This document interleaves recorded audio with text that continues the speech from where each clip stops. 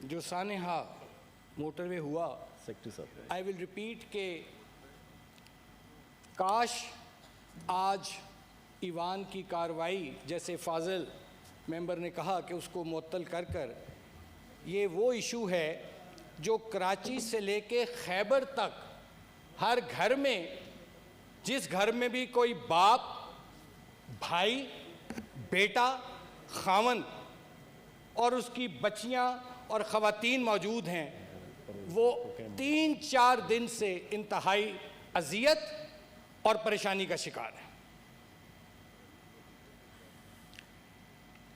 Sir, ये दरअसल मैं समझता हूँ कि ये एक जिंदा मुआशरे से लेकर एक मुर्दा मुआशरे तक की कहानी है।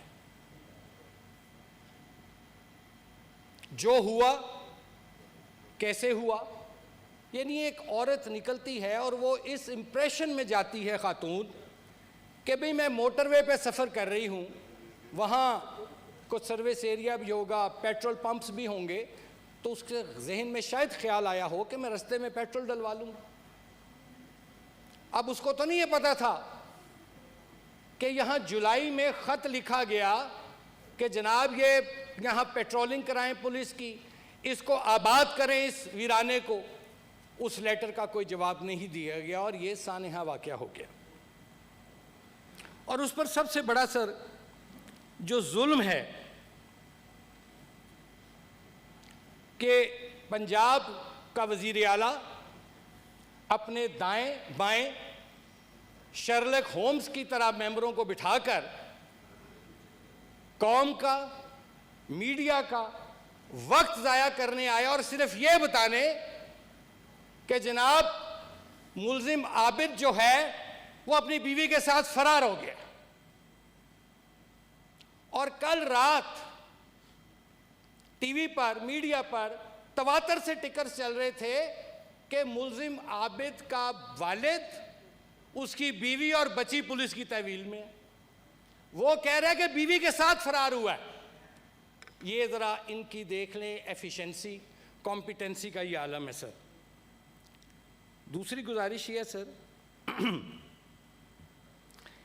कि जो हुकूमत है उसको तो छोड़ दें, मैं हुकूमत की बात ही नहीं करूंगा, मैं रियासत की बात करूंगा। ये जो रियासत है हमारी, जिसको मां कहते हैं, मुझे तो लगता है ये सुतीली मां है कि इतना बड़ा सानिया हो जाता है। और एक तमाशा बना हुआ है, 4 दिन हुकूमत के वुज़रा बशमूल वज़ीर आज़म साहब कल वो मंजर आम पर आते हैं और उस पर कोई नोटिस नहीं लिया जाता। और उस पर जलती पर तेल का काम किया कि एक बदनामे ज़माना जिसकी फाइल चीख चीख कर कह रही है कि ये करप्ट सीसीपीओ है, वो कहता है ये क्यों गई भाई, ये घर से निकली क्यों, ये इधर की बजाय इधर से क्यों नहीं गई। This is the policing. और फिर कराची से लेके खैबर तक उस शख्स पर अदम एतमाद का इजहार किया जाता है। मैं लाहौर से बिलोंग करता हूं। आपने अपने मज़मूम मकासद के लिए, ऑपोजिशन को दबाने के लिए, आपने पंजाब में उमर शेख की सूरत में एक नूरी नत मुसल्लत कर दिया है, जो कहता है कल अदालत में जाके माफी मांगता है और बाहर आके ढीठों की तरह मुस्कुराता है। आपने वीडियो क्लिप्स देखे उसके, कभी यहां उंगली रखता है, कभी नाक पे रखता है, कभी क्या करता है और मुस्कुराता है। ये माफी मांगने के बाद की बात है।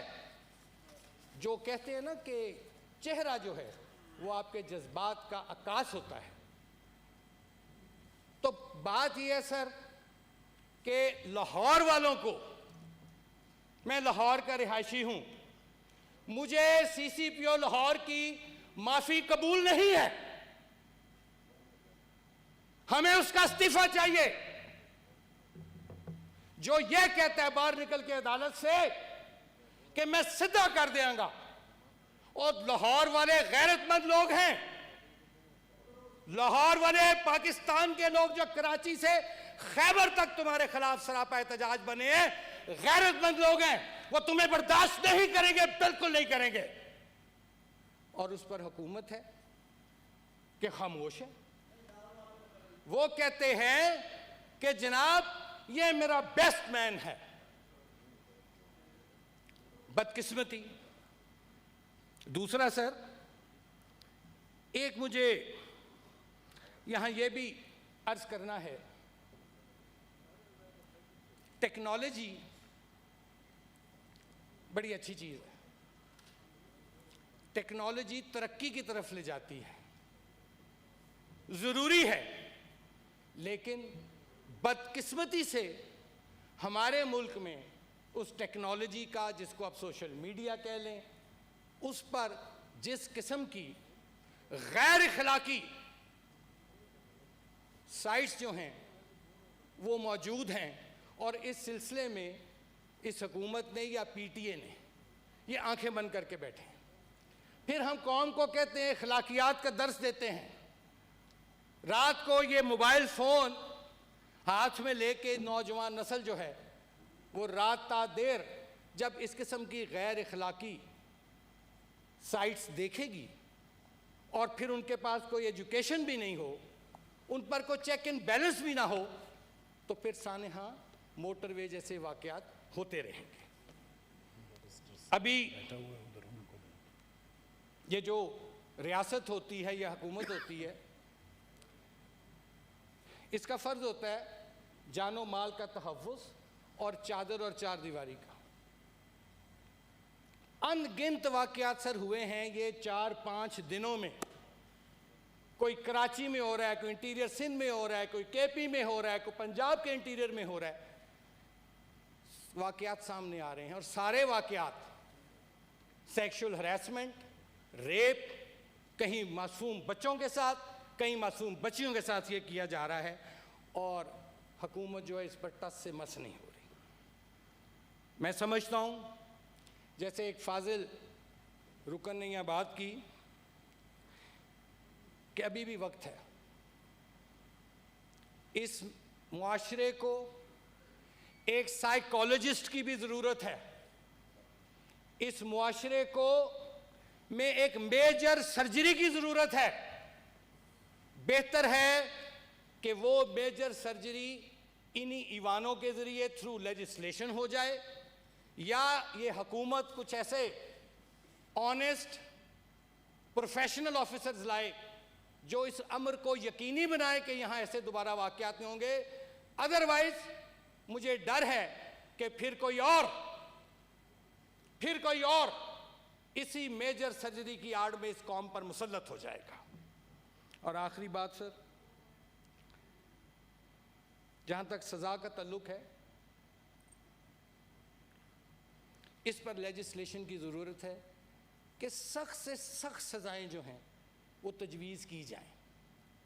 प्राइम मिनिस्टर साहब ने फरमाया, उन्होंने भी कुछ तजवीज़ किया है, लेकिन हमें ऐसी सज़ाएं तजवीज़ करनी हैं, ऐसा मुआशरा यहाँ एक रिवाइव करना है कि जहाँ बीमारी के इलाज से पहले हम उसकी प्रिवेंशन करें कि ये मामलात हो ही ना या कम हो।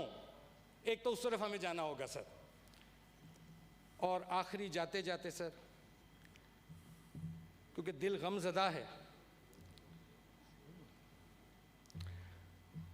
वो कहा था ना शायर ने, आशियां जल गया, गुलिस्तान लुट गया, आशियां जल गया, गुलिस्तान लुट गया, हम कफस से निकलकर कहाँ जाएंगे। बहुत बहुत शुक्रिया सर।